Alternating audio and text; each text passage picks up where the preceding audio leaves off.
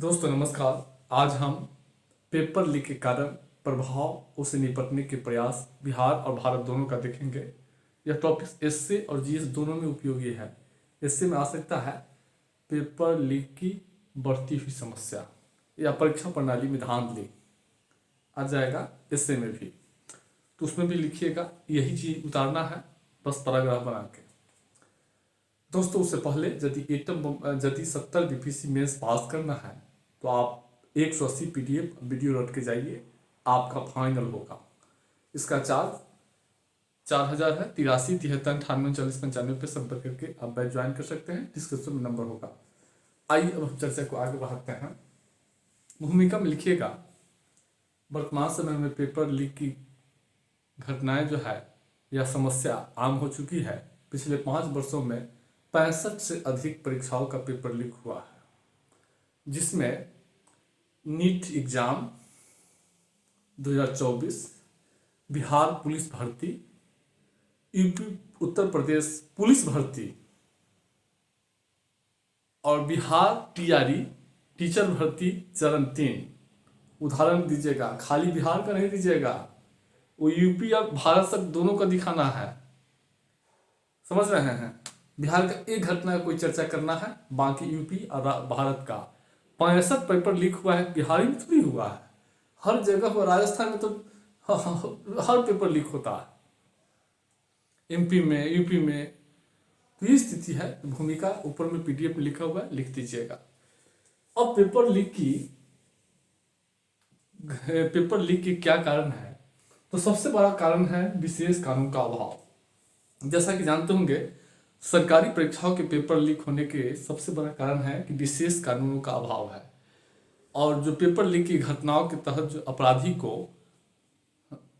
को जो है साधारण कानूनों के तहत जो है जुर्माना और गिरफ्तार किया जाता है, और जिसका परिणाम क्या होता है कि वो आसानी से छूट जाते हैं।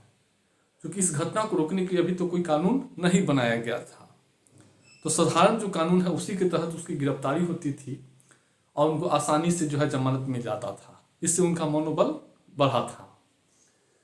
सत्ता का संरक्षण भी जो है, जो शिक्षा माफिया है उनका कहीं ना कहीं सत्ता से जुड़ाव भी जो है पेपर लीक के जो है बहुत बड़ा जो है कारण होता है। सारे देश की यही स्थिति है। दूसरा है समाज की स्वीकारता। तीसरा, समाज में जैसा कि जानते हो कि हाल के वर्षों में 1991 के बाद, वैश्वीकरण के बाद जो है जिस तरीके से पूंजीवाद का इंटेंसिटी यानी गहनता जैसे जैसे प्रसार हो रहा है पूंजीवाद का भारत में, वैसे वैसे पैसे के तरफ लोग भागते जा रहे हैं, जिसका परिणाम हुआ कि समाज में ईमानदारी का स्तर लगातार गिरता जा रहा है। और साथ ही साथ अवैध तरीके से अर्जित धन कमाने वालों को समाज में जो है स्वीकारता पहले की तुलना में ज़्यादा अधिक है। देखते होंगे कहीं से भी कमा के लाया है, अगर पैसा वाला है तो उसकी बहुत मान सम्मान समाज में मिलता है। इस सबसे जो है क्या होता है, समाज प्रवोक करता है कि वैध अवैध साधनों से पैसा कमाया जाए ताकि समाज में प्रतिष्ठा हो। तो समाज में क्या है कि अवैध तरीके से धन अर्जित करने वालों की बढ़ती हुई जो स्वीकार्यता है, एक्सेप्टेंस है, जिसके कारण भी पेपर लीक की जैसी घटना अंजाम होता है। अब अवैध तरीके से चोरी करके पैसा ला रहा है, डकैती करके ला रहे हैं और आपकी पूजा समाज कर रही है, बड़ा बिल्डिंग बना लिए, बहुत महंगा गाड़ी से चल रहे हैं, तो हर आदमी प्रवोक करेगा किसी तरीके से कमाया जाए। प्रशासनिक सेवा में क्या होता है, वेतन पे रहिएगा कुछ नहीं कर पाइएगा। वैध अवैध तरीके से लोग जो है कमाते हैं। पीसीएस और आईएएस में क्या होता है, वेतन के लिए थोड़ी लोग जाता है। वेतन के लिए अगर वेतन फिक्स कर दिया जाएगा तो कोई नहीं जाएगा, उससे ज्यादा पैसा निजी क्षेत्र में है, लेकिन वसूली है और साथ ही साथ सुरक्षा है नौकरी का। इसके कारण तो समाज की बढ़ती स्वीकार्यता एक भी बहुत बड़ा कारण है। दूसरा है सरकारी नौकरी की सुरक्षा और सुविधा। देखिए निजी क्षेत्र में नौकरी की तुलना में सरकारी नौकरी में क्या है, नौकरी की गारंटी सुरक्षा है। और इस सुरक्षा के कारण क्या होता है कि लोग जो है वैध अवैध तरीके से नौकरी प्राप्त करने की कोशिश करते हैं। उसके बाद बेरोजगारी। जैसा कि जानते होंगे अभी हाल ही में अंतर्राष्ट्रीय श्रम संगठन की इंडिया एम्प्लॉयमेंट रिपोर्ट 2024 आया था। उस रिपोर्ट के अनुसार इस देश में 83% युवा बेरोजगार है और उस 83% में 65.7%, 65% लगभग माध्यमिक उच्च शिक्षा प्राप्त लोग हैं। अब ये जो 65% जो युवा उच्च माध्यमिक शिक्षित है, उच्च शिक्षित है, अब इसमें बेरोजगार है। अब इसको नौकरी के लिए वैध अवैध दोनों तरीके से जो है नौकरी चाहिए। तो ये जो है पेपर लीक जैसी घटनाओं, नकल, इस सब के माध्यम से सिस्टम में सरकारी नौकरी प्राप्त करने की चेष्टा करते हैं। ये बड़ा कारण है। उसके बाद जो है नियमों को प्रभावी रूप से लागू नहीं होना। जैसा कि जानते होंगे कि एजेंसी, परीक्षा करने वाली एजेंसी, साथ ही साथ परीक्षा कराने वाली एजेंसी, जहां परीक्षा आयोजित होती है वह संस्थान, यानी कहने का अर्थ है परीक्षा कराने से जुड़े हुए सभी संस्थानों के स्टाफ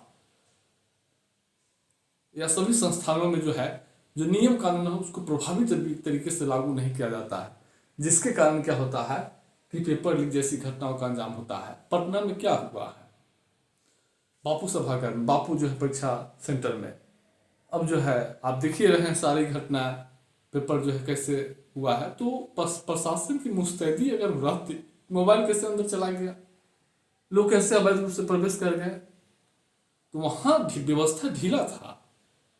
परीक्षा हो रहा है, फुल प्रूफ बिल्डिंग बनवाए हैं आप, सिक्योरिटी की पर्याप्त व्यवस्था है, इसके बावजूद बाहर से लोग जो है जा रहे हैं, मोबाइल लेकर परीक्षा हॉल में प्रवेश कर जा रहे हैं। ये कैसी व्यवस्था है?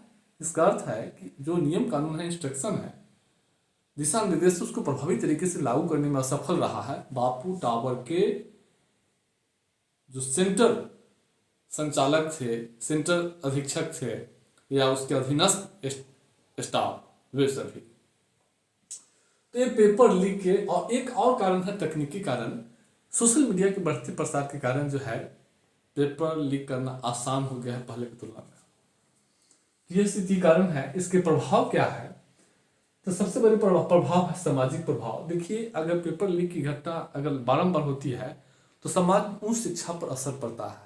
गार्जियन, अभिभावक जो है उस शिक्षा, अपने बच्चों को उस शिक्षा के लिए हतोत्साहित होते हैं। लोग माइंड मेंटेन कर लेते हैं कि पढ़ो करेगा तो नौकरी नहीं मिल पाएगा, क्योंकि लीक होता है, इसलिए उस शिक्षा जो है प्रभावित होती है। दूसरी बात कि युवा अगर कंपटीशन की तैयारी कर रहा है, पेपर लीक हो गया तो उसकी मनोदशा प्रभावित होता है।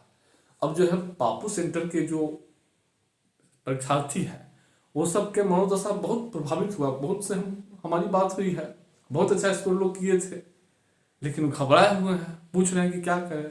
हम बता दिए केवल पीटी पढ़िए अब आप, यह स्थिति है। उसके बाद सामाजिक प्रभाव, राजनीति प्रभाव में देखेंगे, जो सत्ताधारी राजनीतिक दल है उसके प्रति युवाओं का और आम जनता का विश्वास कमजोर होता है, उसमें असंतोष पैदा होता है और उसको चुनाव में विरोध का सामना करना पड़ता है। आर्थिक प्रभाव में क्या होता है, पेपर लीक के बाद दोबारा एग्जाम होगा तो वित्तीय बोझ पड़ता है। पेपर छपाई, मैनेज करना, छात्रों को भी यात्रा करना, परीक्षा संचालन करने वालों को भी पैसा दिया जाता है, छात्र को भी दोबारा आना जाना पड़ता है, यात्रा खर्च, इस समय वित्तीय बोझ छात्रों को भी, प्रतियोगी छात्रों को भी और एजेंसी को भी, दोनों को वित्तीय बोझ पड़ता है। पर्यावरणीय प्रभाव में अब पेपर लीक हुआ, उस पेपर को फिर दोबारा छपाई करना है, फिर ट्रांसपोर्टेशन होगा, फिर बाइंडिंग होगा, इससे ई अपशिष्ट पैदा होता है, अपशिष्ट पैदा होता है और अंततः क्या होता है, पर्यावरण से प्रभावित होती है, वनों की कटाई बढ़ती है। कागज तो पेड़ पौधा से बनता है ना। प्रशासनिक प्रभाव में क्या है, पेपर लीक होता है तो आम जनता का, युवाओं का, समझ रहे हैं, सरकार पर जो है विश्वास कमजोर होता है। तो ये जो है प्रभाव है, हम टू द पॉइंट बता रहे हैं ताकि आपको दिक्कत ना हो। अब हम लोग आगे चर्चा करेंगे पेपर लीक की घटनाओं को रोकने के लिए प्रयास। तो भारत सरकार भी हाल ही में सार्वजनिक परीक्षा अनुचित साधनों की रोकथाम अधिनियम 2024 पारित किया है।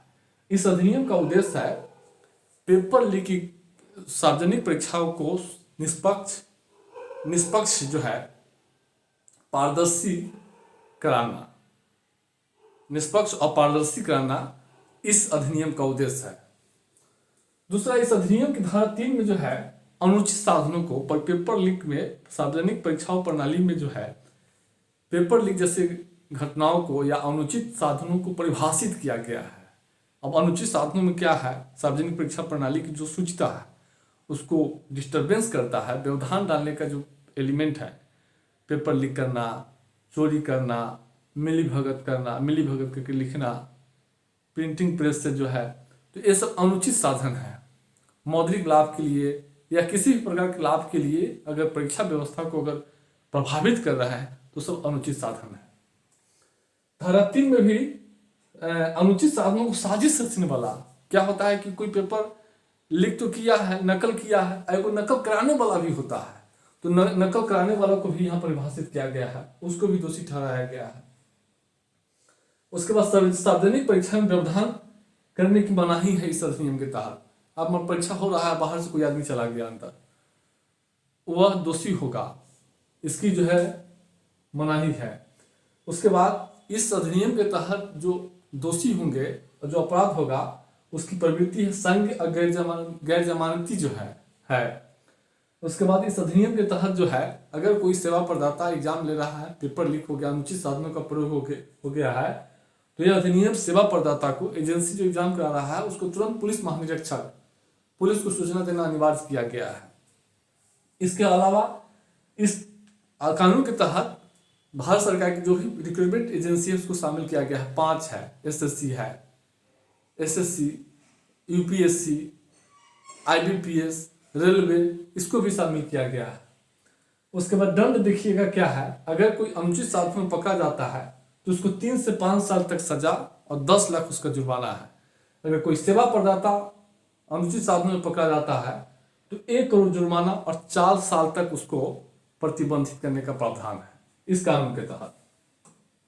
इसके अलावा बिहार सरकार भी कानून बनाया है। अभी मानसून सत्र में बिहार सरकार बिहार लोक परीक्षा अनुचित साधन निवारण विधेयक 2024 पारित किया है। इस अधिनियम की मुख्य विशेषता है पेपर लीक या उससे जुड़े हुए गतिविधियों में शामिल होने पर वो दोषी ठहराया गया है, दोषी ठहराया जाएगा। इसके अलावा इस कानून के तहत सभी अपराध संज्ञेय और गैर जमानती है और पेपर लीक से जुड़े हुए घटना की जांच डीएसपी रैंक के अधिकारी करेंगे इस कानून के तहत। और दोषियों को 10 साल की सजा और 1 करोड़ तक जुर्माने का प्रावधान है, यह इस अधिनियम के तहत है। अब देखिए शॉर्ट क्वेश्चन में क्या जाएगा, सार्वजनिक परीक्षा अनुचित साधनों रोकथाम अधिनियम 2024 की मुख्य विशेषता पर चर्चा करें। 5 पॉइंट लिख दिए है ना, यही लिख के आ जाइएगा, हो जाएगा। या बिहार लोक परीक्षा अनुचित साधन को रोकथाम अधिनियम 2024 का शॉर्ट नोट्स आ जाएगा, तो उसको लिखिएगा। तो इसी तरीके से आपको याद करना है, फाइनल होगा।